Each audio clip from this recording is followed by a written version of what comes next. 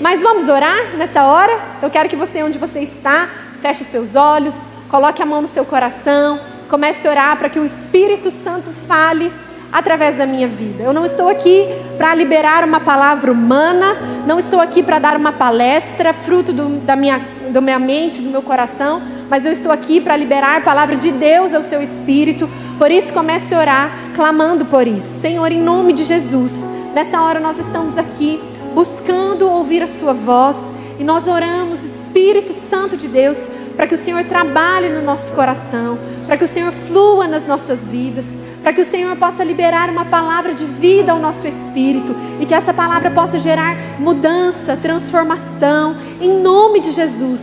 Nós estamos aqui para ouvir a sua voz, em nome de Jesus. Amém? Aleluia. Abra sua Bíblia comigo em Efésios capítulo 1, versículo 17 ao 19. Efésios 1, 17 ao 19. E a Bíblia diz assim: eu peço que o Deus de nosso Senhor Jesus Cristo, o glorioso Pai, lhe dê espírito de sabedoria e de revelação no pleno conhecimento dele. Oro também para que os olhos do coração de vocês sejam iluminados, a fim de que vocês conheçam a esperança para a qual Ele os chamou, as riquezas da gloriosa herança dele nos santos e a incomparável grandeza do seu poder para conosco os que cremos, conforme a atuação da sua poderosa força. Amém? Hoje nós vivemos em uma sociedade que prega que se você sente algo, é porque você é aquilo que você sente. Então você nunca deveria reprimir um sentimento, algo que você sente, porque aquilo que você sente é aquilo que você deveria fazer. Siga o seu coração. Aquilo que você sente é aquilo que você é. E essa é uma ideia que tem sido muito difundida. E na verdade é um absurdo, é assustador. Mas as pessoas ousam em bater nessa tecla. Se você sente que você deve ser algo, então você é. Quem já escutou alguma coisa parecida? Se você sente algo, você tem que fazer. Sabe, você tem que seguir o seu coração. Você só será uma pessoa autêntica se você de fato seguir o que o seu coração está te dizendo. Mas nós precisamos parar e refletir a respeito disso. Refletir sobre o quanto isso é perigoso e absurdo. Não é verdade? Porque se você olhar os casos, os cases de sucesso, se você for olhar para aquelas pessoas que são bem-sucedidas, você vai ver que todas elas viveram muitas renúncias para alcançar essa posição. Nós não temos pessoas que chegaram a um grande patamar, alcançaram um grande sucesso, apenas seguindo o que os...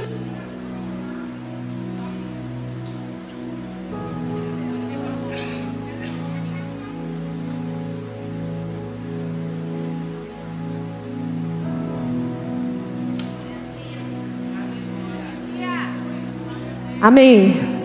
Apenas seguindo o que o seu coração falava, apenas fazendo aquilo que ela tinha vontade, não é verdade?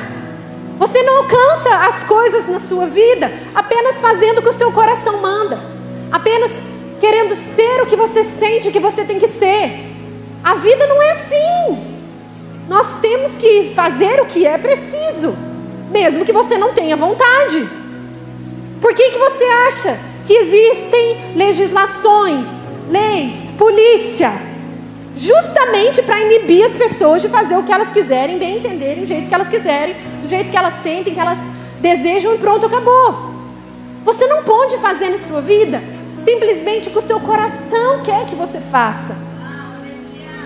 Agora, quando se trata de mãe, de maternidade, a gente escuta e repete muitas vezes a frase que o coração de mãe sempre tem razão. Quem já ouviu isso? Quem já escutou? Quem já falou? Eu já falei.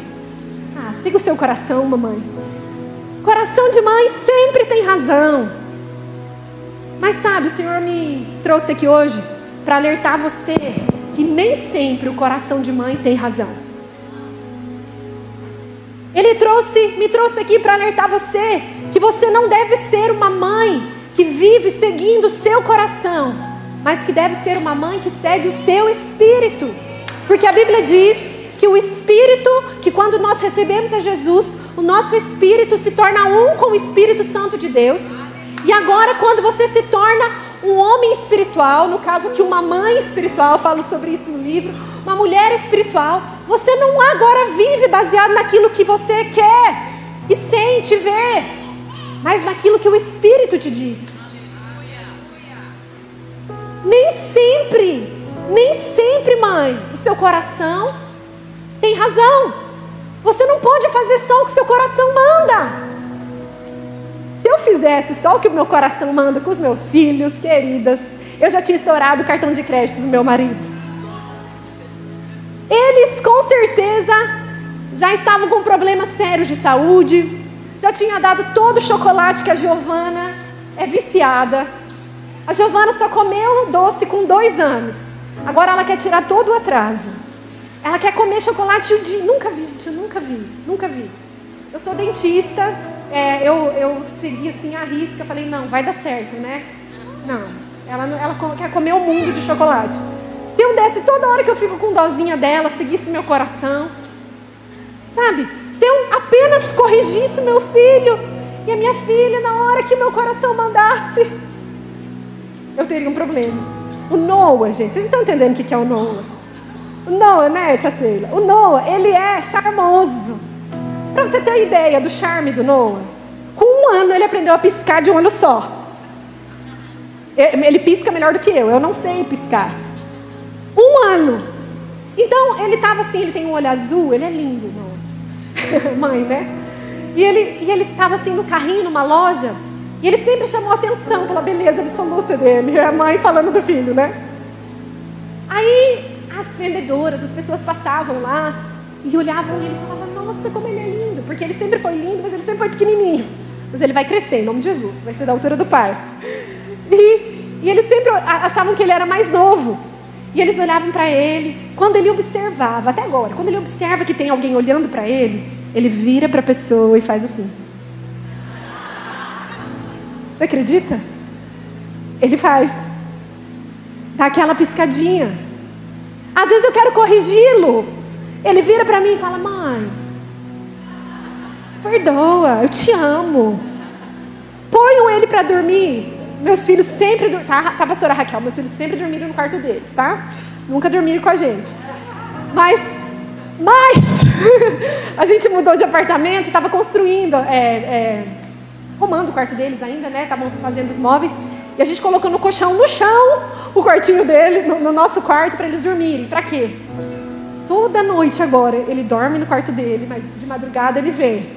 Aí eu falo, filho, dorme na sua cama, olha que quarto lindo. Por que você fica vindo para cá? Porque eu te amo, mãe. Porque você é linda. Porque eu tenho saudade, 3 anos ele tem. Porque eu te amo. Ele agarra em mim. Fui colocar ele na escola, agarrava em mim. Filho, fica na escola, tão legal, mas é que eu te amo. Eu sinto saudade. Gente, não dá para fazer o que o seu filho quer o tempo todo. Não é verdade? E é por isso que a Bíblia nos alerta sobre algo. Sabe? Quando eu estou falando sobre o nosso coração, eu não estou falando sobre o nosso espírito. Você já percebeu isso? Quando eu estou falando sobre o nosso coração, sobre você cuidar do seu coração, eu estou falando sobre o quê? A Bíblia nos diz que quando nós recebemos a Jesus, o nosso coração é regenerado. Então é claro que eu não estou falando desse coração. Em Ezequiel 36, 26 diz, darei um coração novo e porei um espírito novo em vocês. Tirarei de vocês o coração de pedra e darei um coração de carne. Mas eu estou falando sobre algo que está no nosso coração, que está escrito aqui no texto de Efésios que nós lemos. Eu oro também. Paulo estava dizendo, eu oro por vocês. Eu oro para que os olhos do coração de vocês sejam iluminados. Mãe, você tem que seguir o seu coração quando você estiver seguindo o seu espírito. Mas você tem que saber que o seu coração, ele tem olhos. E os olhos do seu coração precisam estar enxergando aquilo que Deus enxerga. Você não pode deixar com que os olhos do seu coração estejam ofuscados com problemas de visão. Por isso que Paulo diz, os olhos do coração de vocês precisam estar iluminados. Então, quando eu estou falando para você não seguir o seu coração, é porque muitas vezes o nosso coração vai enxergar algo que não deveria estar enxergando, que não é aquilo que Deus quer que você enxergue. E isso é mais grave do que parece. Sabe por quê? Olha aqui para mim. Porque Deus trabalha com imagens. Quando Deus quer dar algo para você, a primeira coisa que Ele faz é te dar uma imagem. Nós vemos isso ao longo da Bíblia. Quando Deus quis dar um povo ali a Abraão, Deus leva Abraão lá fora e fala: Abraão, olha aqui, ó, as estrelas do céu, tá enxergando? Tá vendo? As areias do mar, tá vendo a quantidade de grãozinhos? Esse é o povo, essa é a sua descendência. A imagem que você está vendo é aquilo que eu quero dar para você.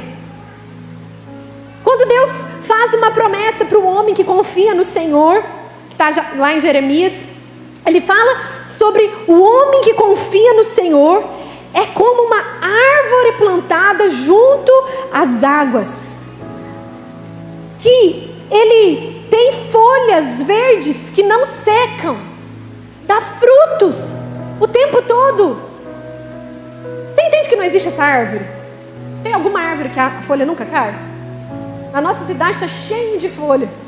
Está numa época assim que está forrado. Sabe? Não existe essa árvore. Mas Deus estava querendo fazer o que com você? Gerando uma imagem.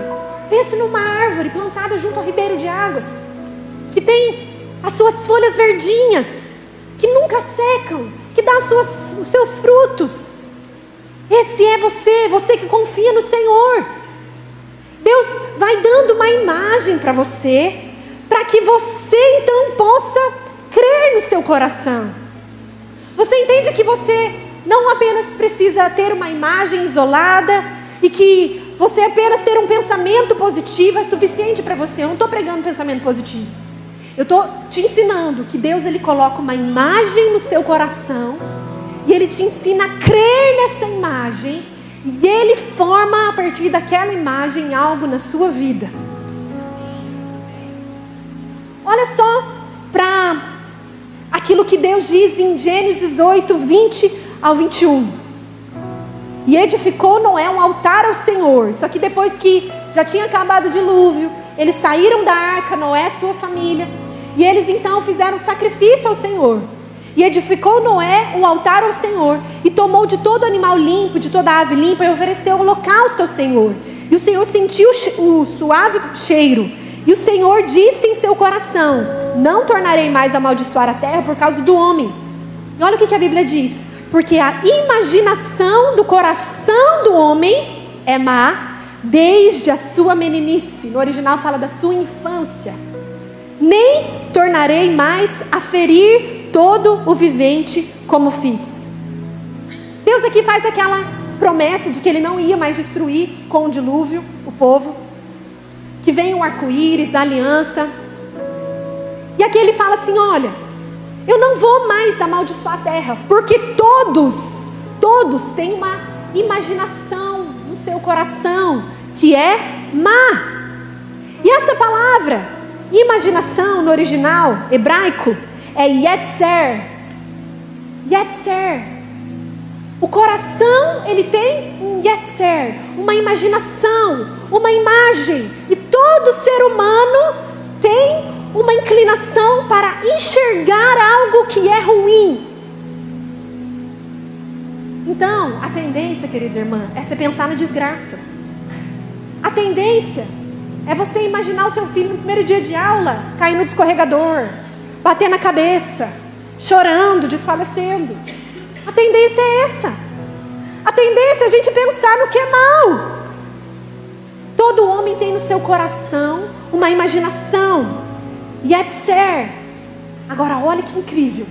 Essa palavra aqui é usada como um substantivo, a imaginação do coração. Mas em Gênesis, essa palavra aparece também. Mas lá aparece como um verbo. Gênesis 2:7. E formou o Senhor Deus o homem do pó da terra, e soprou em suas narinas o fôlego da vida, e o homem foi feito alma vivente. Sabe qual é a palavra que Deus usa aqui para falar do formou? Yetzer. A mesma palavra da imaginação do coração. Sabe por quê? Porque Deus, Ele forma as coisas na sua vida a partir da imagem que você enxerga. Você entende então que os olhos do seu coração precisam estar corretos? Porque muitas vezes nós temos um coração que é regenerado, mas nós não estamos conseguindo enxergar aquilo que a gente precisa. Por isso que o texto diz: eu oro, queridos irmãos. Paulo estava falando com o crente, que os seus olhos sejam iluminados. E eu digo para você hoje: eu oro, querida mãe, para que os seus olhos sejam iluminados, para você enxergar aquilo que é preciso. Sabe por quê? Porque o diabo quer colocar uma imagem de derrota na sua frente. Ele quer colocar uma imagem errada na sua frente. Quer ver? Nós estamos vivendo em um mundo caído. Você sabe disso? Aí, a cada notícia, você fica desesperado. É ou não é? Você fica pensando: e agora? E meus filhos? E meus netos? Como vai ser? Nós temos essa tendência de ficar olhando isso e criando uma imagem. Você enxerga. Gente, você vê a reportagem triste, desesperadora das escolas, das crianças que foram mortas. Já vem uma imagem do seu filho naquela situação. O diabo, ele vai se aliar com essa inclinação do seu coração. Por isso que você precisa orar ao Senhor para que Ele ilumine o seu coração e você tenha imagem correta. Porque isso gera medo. Deixa eu te falar uma coisa. Nem está aqui, mas o Espírito Santo me direcionou a falar. Nós estamos vivendo em um mundo de trevas, com certeza. Só que a nona praga do Egito, lembra das pragas do Egito? Moisés indo para Faraó. As irmãs do Kids sabem, eu tenho certeza. Né? Por isso que eu amo. A irmã dos Kids sabe tudo da Bíblia. Sabe até o sapato que o personagem usava. Sabe o que tinha e o que não tinha no cenário. 10 pragas do Egito. A nona praga era trevas absoluta. Aquele dia, acho que eram 3 dias e 3 noites, onde houve trevas absoluta. Ninguém podia sair do seu lugar. A Bíblia diz, faz uma hipérbole. Era como se você pudesse apalpar as trevas. Irmã, imagina você aí, 2 dias com seu filho, sem energia, em trevas absoluta. Oh meu Deus, que desespero, não é verdade? Terrível! Trevas absoluta! Mas a Bíblia diz que na casa dos filhos de Israel tinha luz.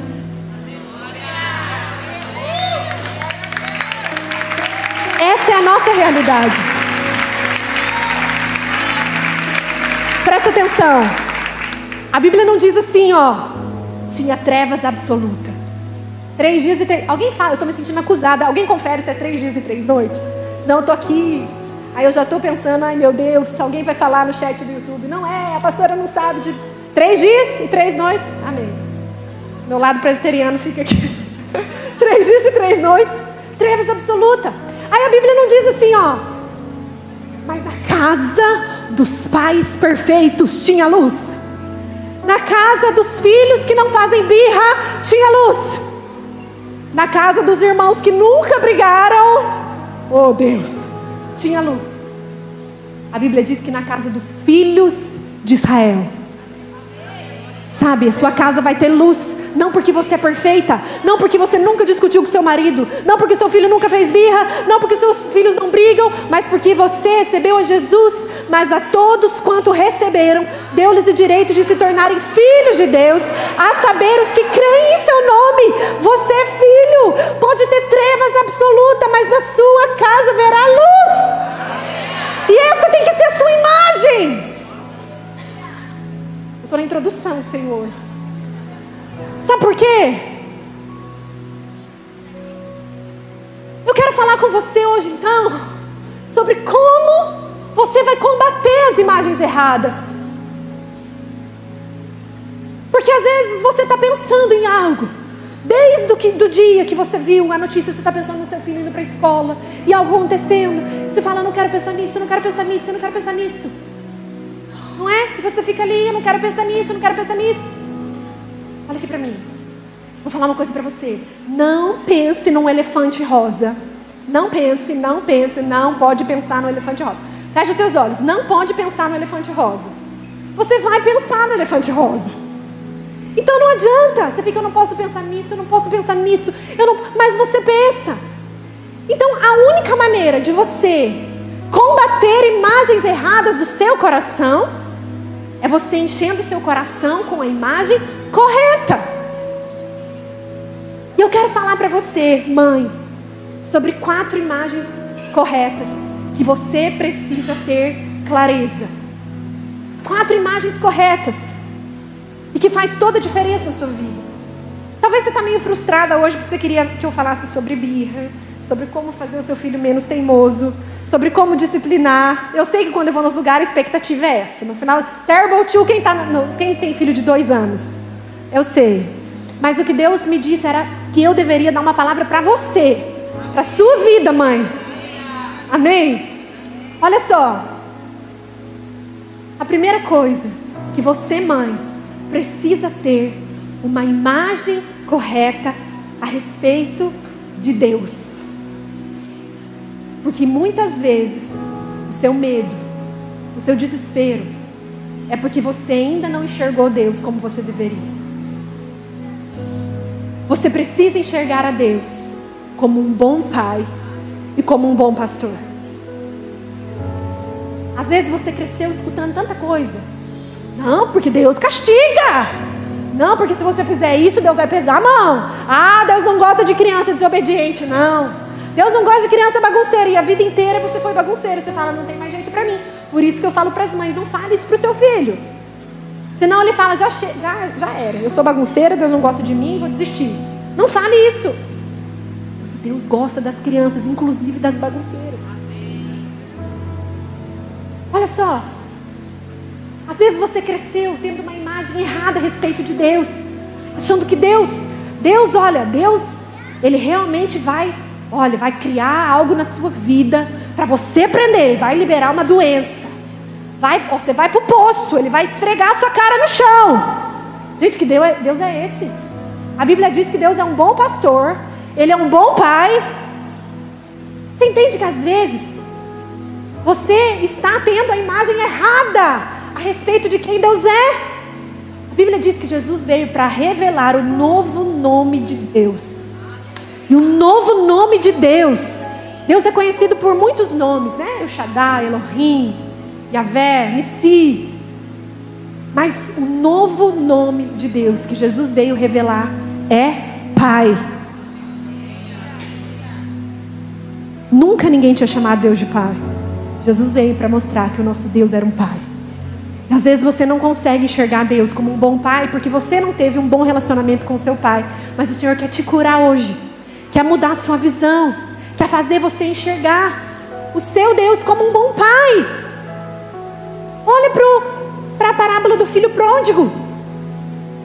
Sabe, o personagem principal ali que você deveria olhar não é o filho, mas é o pai. É incrível o que acontece ali. Filha pronta, pega o dinheiro do pai, desonra o pai, porque era uma desonra sem tamanho, pedir herança para o pai em vida. Ele sai dali, ele gasta tudo, ele tem a cara de pau de voltar. E a Bíblia diz que aquele pai ficava esperando, ansioso. E quando ele enxerga aquele filho vindo, ele corre em direção ao seu filho. Ainda faz uma festa, coloca um anel, sandália, coloca uma roupa nova. Perceba, esse é o pai da parábola. E aquele pai aponta para o nosso Deus, para o seu pai. Você tem a imagem correta a respeito de quem é o seu pai? Porque às vezes as imagens que você está tendo a respeito da sua vida, da sua família, dos seus filhos, os seus medos, é porque você tem medo de Deus. O que Deus pode fazer com a minha família? Minha irmã, o nosso Deus é um pai bom. Essa é a sua imagem. Essa é a imagem correta. A Bíblia diz que o nosso Deus é um bom pastor. Salmo 23. Vou ler rapidinho, ó. O Senhor é o meu pastor e nada terei falta. Em verdes pastos me faz repousar e me conduz a águas tranquilas. Olha só, o seu Deus é um Deus que te faz repousar, descansar. Não é um Deus que enche você de acusação, de culpa, né? De condenação. Quando você põe Quem que consegue dormir com culpa, acusado? Nosso Deus não coloca culpa, não tira o seu sono. Guia-me pelas veredas da justiça por amor ao seu nome.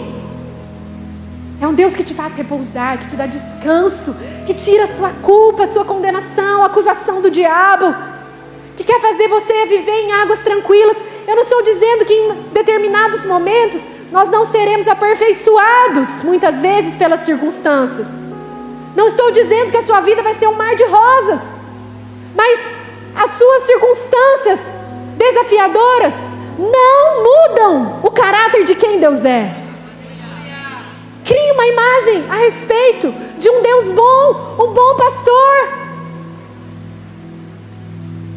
Ainda que eu ande pelo vale da sombra da morte, ou seja, não é Deus que me levou lá, ainda que eu esteja lá, Ele está comigo, Ele cuida de mim.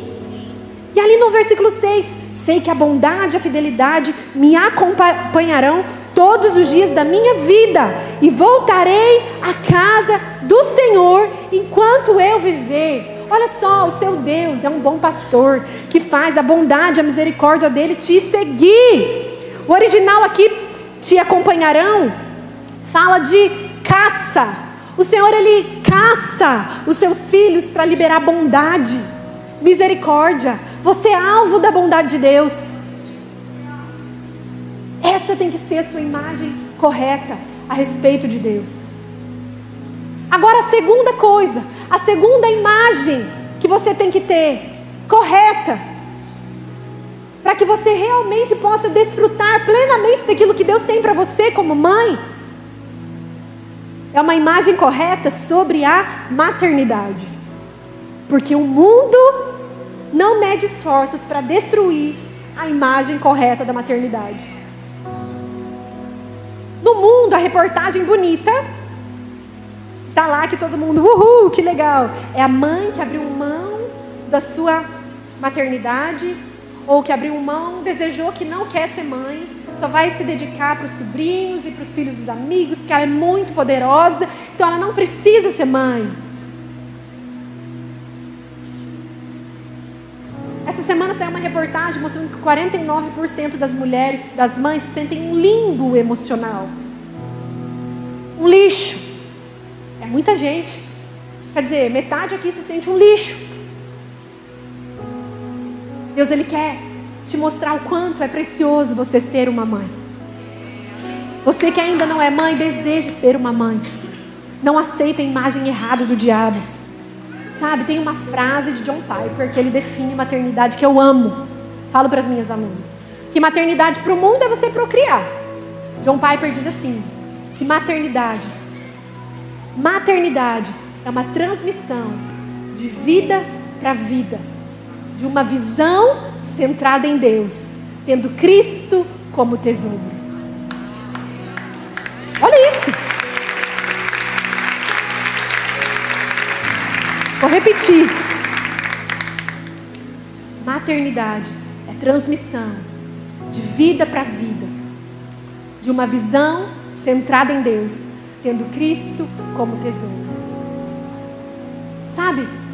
A Bíblia diz em 1 Timóteo 2,15: todavia a mulher será preservada ou salva através da sua missão de mãe, se ela permanecer na fé, no amor, na santificação e no bom senso.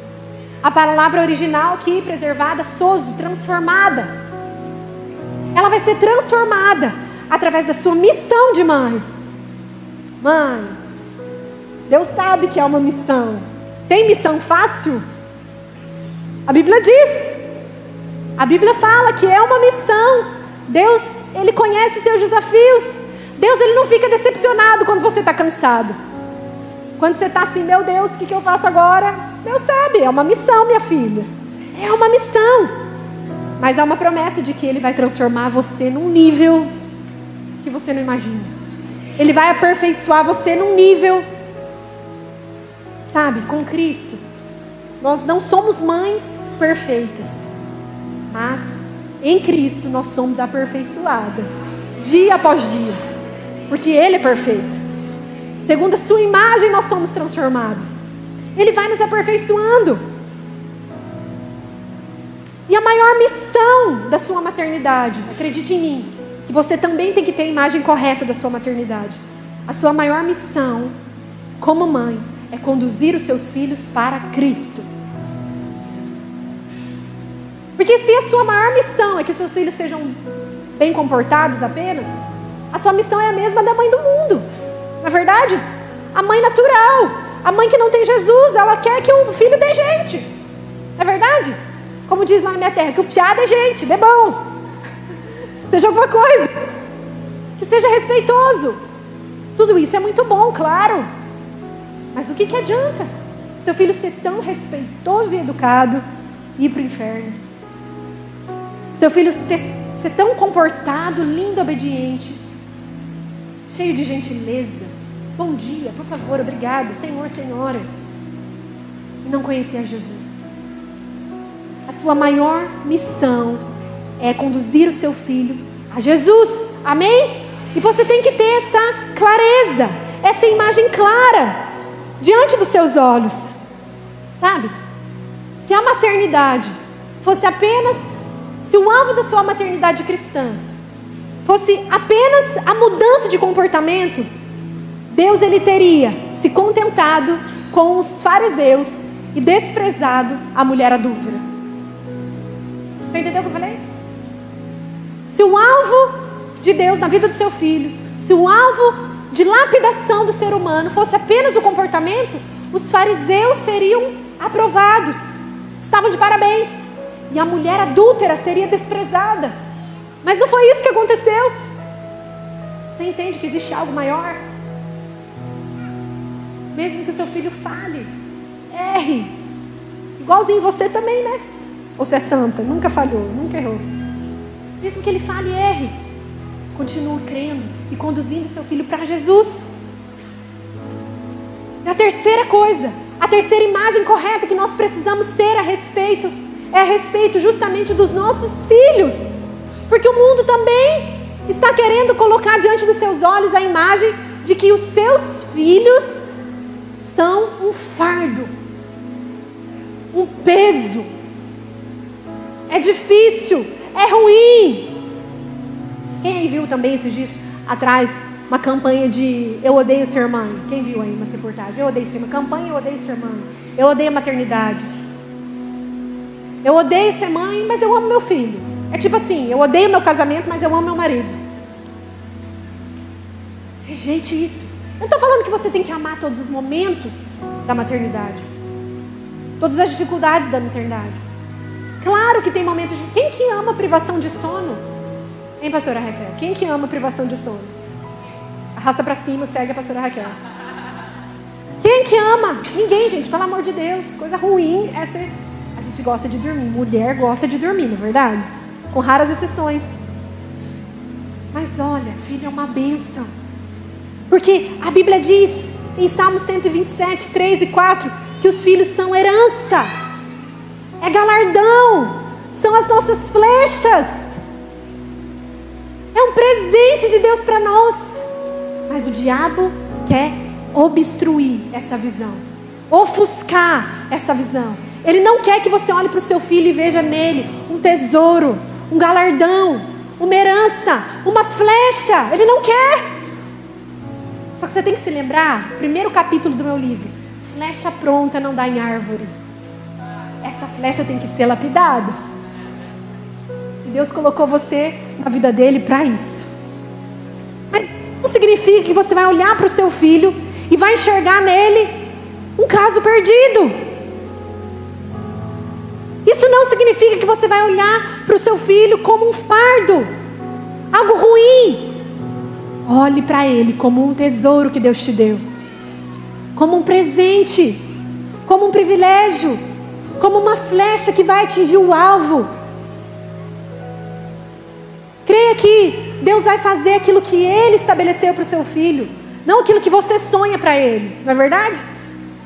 Tem mãe que está sonhando pelos seus filhos. Você já buscou de Deus o que Deus está sonhando para os seus filhos? Agora, a última imagem é que você precisa ter a imagem correta do que realmente é vital para a sua maternidade. Porque tem muitas coisas que são importantes. Lá no meu curso tem 40 aulas. Muita coisa que é importante. Só que tem coisa que não é importante, é essencial, é vital. E às vezes você acha que o que é vital é você ter uma superestrutura. Não, sem uma superestrutura não dá. Não é. Não estou falando que não é importante. Senhor, pode me dar uma casa, uma estrutura, mas não é vital. Ou às vezes você fala, não, o que é vital eu não dou conta se eu não tiver uma rede de apoio. Rede de apoio é uma bênção, mas não é vital. Não, só vital hoje é fazer homeschooling. Homeschooling é uma bênção. Irmã, você pode fazer, faça. Mas não é vital. Não é vital. Não, vital é ter uma rotina assim, ó, alinhadinha, estruturadinha. Né, pastora Raquel? Isso é importante, tá? Não estou falando contra. É muito importante. É ótimo. Crianças precisam de rotina. Mas se eu te falar que também não é vital, o que é vital para você são 3 coisas: favor de Deus, sabedoria de Deus e unção. Acredite em mim. Você pode até viver um dia sem rotina, mas você tem que ter favor de Deus, unção, sabedoria de Deus. E hoje você está aqui para isso.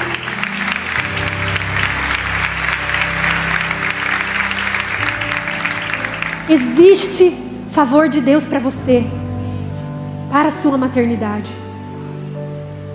Você que está gravidinha, está vendo algumas gravidinhas aqui? Às vezes você está preocupado com tantas coisas, e ok, estudando, ok, ótimo. Mas ore a Deus para que Ele te dê favor, sabedoria e unção. Isso sim é vital. Isso sim é algo que você não pode deixar de lado. Quando eu falo de favor, eu me lembro de José, porque José do Egito passou por tantas circunstâncias difíceis, tantas circunstâncias desafiadoras. Foi vendido pelos irmãos, depois ele foi preso. Quando ele achava que estava bom, estava ruim. Mas em todo tempo ele desfrutava de favor. Mesmo na prisão, Deus dava favor a ele. Ele era vendido, Deus dava favor a ele. Sabe, mesmo diante das dificuldades, Deus tem favor para você. Mesmo no meio da crise, creia que existe favor para você. E busque favor de Deus na sua maternidade. Sabedoria. Sabedoria tanto no agir quanto no falar. Busque sabedoria. Jesus, eu preciso de sabedoria. Sabe, a sabedoria de Deus faz a diferença na sua vida. Por isso que a Bíblia diz em Tiago: se alguém tem falta de sabedoria, peça a Deus e Ele vai te dar. Você está tendo uma dificuldade, uma situação com seus filhos, você não sabe o que fazer, peça sabedoria. Ore por sabedoria. A Bíblia diz que você tem que adquirir. Isso quer dizer que você tem que pedir. Senhor, me dá sabedoria, me mostra o que eu tenho que fazer, me dá uma estratégia. Como Joquebede, que o seu filho teria que ser morto, mas ela teve sabedoria no agir. Pegou aquele bebezinho, colocou numa cesta, colocou ali à beira do rio, e olha o que aconteceu. Deus livrou aquele menino, e a sabedoria fez com que aquele menino fosse levado de novo para ela amamentou aquele menino. Quando você tem sabedoria no agir, você entrega seu filho para Deus, só que Ele coloca de novo nas suas mãos e fala: agora amamenta, agora alimenta, agora cuida, eu vou te ensinar, vou mostrar para você como é que faz. Sabedoria no falar. Não abra sua boca para falar a palavra de morte, de dúvida. Ai, porque seu filho, olha, eu vou te falar, ele é uma peste. Olha, é terrível, meu filho é terrível, ele não aprende. Não, olha, ele não tem atenção. Pare. Sabe que Zacarias, quando Deus falou para ele que Isabel, sua esposa, ia ser mãe, ele não acreditou, a Bíblia diz. E porque ele não acreditou, o que aconteceu com ele? Ele ficou mudo. Se for para abrir a boca, para falar a palavra de morte, de dúvida, fique quieta. Não fale. Depois, quando o menino nasceu, todo mundo estava ali: vamos colocar o nome desse menino, vamos pôr o nome de Zacarias. Deus tinha falado: esse menino vai chamar João. E eles não, a Isabel, não vai ser Zacarias não, vai ser João. Mas João, não tem ninguém na sua família que chama João. Tem que ter, na época que eles viviam tinha que ter. Não, vai ser João. Zacarias pediu uma folha, e quando ele escreveu na folha: o nome dele será João, ele voltou a falar, porque João significa graça. Abra sua boca para liberar uma palavra de graça, de vida. Quando o seu filho menos merece uma palavra de graça, é a hora que ele mais precisa. Abra sua boca para abençoá-lo. Agora você também precisa de unção. Unção do alto. Você já orou por unção na sua vida? Porque a Bíblia nos diz que o Senhor nos unge para cada propósito da sua vida. Deus tem uma unção específica para liberar sobre você. Ore por unção. Senhor, eu preciso de unção para ensinar essa criança a fazer isso. Eu preciso de unção. Mas Deus está preocupado com isso? Tá. Ele te unge para isso. Será? Sabe qual é a primeira menção de alguém na Bíblia sendo ungido? Recebendo o Espírito. Não é um grande profeta para profetizar. Não é um grande sacerdote. Não é um grande pregador.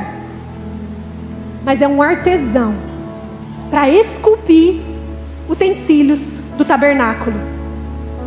Se tem unção para um artesão esculpir utensílios para o tabernáculo, tem unção para você esculpir o coração do seu filho. Sabe, eu ouso crer que existe unção para nós. E essa é a imagem correta que você tem que ter a respeito daquilo que é vital, essencial. A Bíblia diz que a verdadeira sabedoria é o próprio Cristo. No final das contas, o que você precisa é de Jesus. Do que você precisa é se relacionar com Cristo, crescer em relacionamento com Jesus. Não deixe a imagem dos seus erros ficarem te atormentando. Não deixe a culpa ficar diante dos seus olhos. Imagem errada a respeito de Deus, a respeito da maternidade, a respeito daquilo que o mundo traz. Enxergue Cristo. Quanto mais você enxerga Cristo, mais Ele vai mudando você, mais Ele vai derramando unção sobre a sua vida. Cresça em relacionamento com Jesus. Sabe, para terminar, eu só quero te dizer algo que enquanto eu estava preparando a palavra eu me lembrei. Quando eu era criança, eu via minha mãe tocando piano. Na minha casa tinha um piano, até agora tem na casa da minha mãe. Minha mãe toca muito bem, pianista. E eu vi ela tocando piano. Agora ela não toca mais muito, mas ela tocava. E eu enxerguei uma imagem. Eu falei assim: eu quero ser pianista. Eu quero tocar piano. E quando eu comecei a crescer, tinha 7, 8 anos, minha mãe me pôs numa aula de piano. E eu me via tocando piano. Sempre achei lindo o som do piano. Fui na primeira aula, voltei cheio de inseguranças. Mas eu estava muito empolgada, porque eu me via como uma pianista. Fiz ali as tarefinhas. Voltei empolgada para a aula do piano. Quando eu cheguei, entreguei a tarefinha para a professora de piano. Ela pegou a minha tarefinha, olhou, amassou a tarefa e falou: meu Deus do céu, você não entendeu nada. Que parte que eu expliquei errado? Meu Deus do céu, você não entendeu nada. Olha, a gente tem que começar do começo. Será que é tão difícil assim entender? Amassou e jogou no lixo. Eu fiz aquela aula inteira, engasgada, assim. Eu tenho vontade de chorar só de lembrar. Eu cheguei em casa, falei pra minha mãe, e eu falei: eu nunca mais quero tocar piano. E eu nunca mais toquei. Semana passada eu sentei no piano e toquei, porque ele vive. Fiquei tocando. Fiquei ali treinando. Falei, Deus me deu essa lembrança. Eu falei, eu vou romper isso na minha vida, vou treinar. Os irmãos lá da igreja estão até empolgados, querem colocar no musical do Natal. Eu falei, calma, pelo amor de Deus, faz 30 anos que eu não pego no piano. Mas por que eu estou te falando isso? Porque às vezes você tem uma imagem, mas você deixou o diabo pegar o seu erro e esfregar na sua cara, e agora o que você vê é a folha amassada, é o seu erro, enquanto a imagem ainda está ali.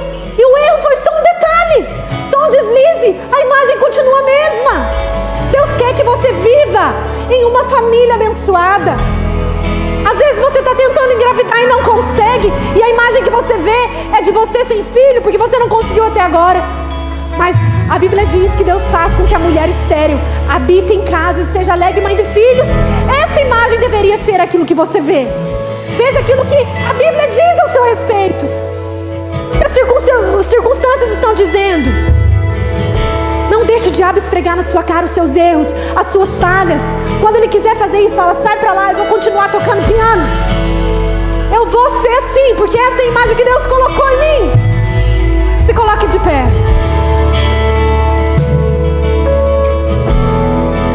Você que quer ter uma imagem correta a respeito da sua família. Você que percebeu no seu espírito que existem coisas, imagens que precisam ser alinhadas.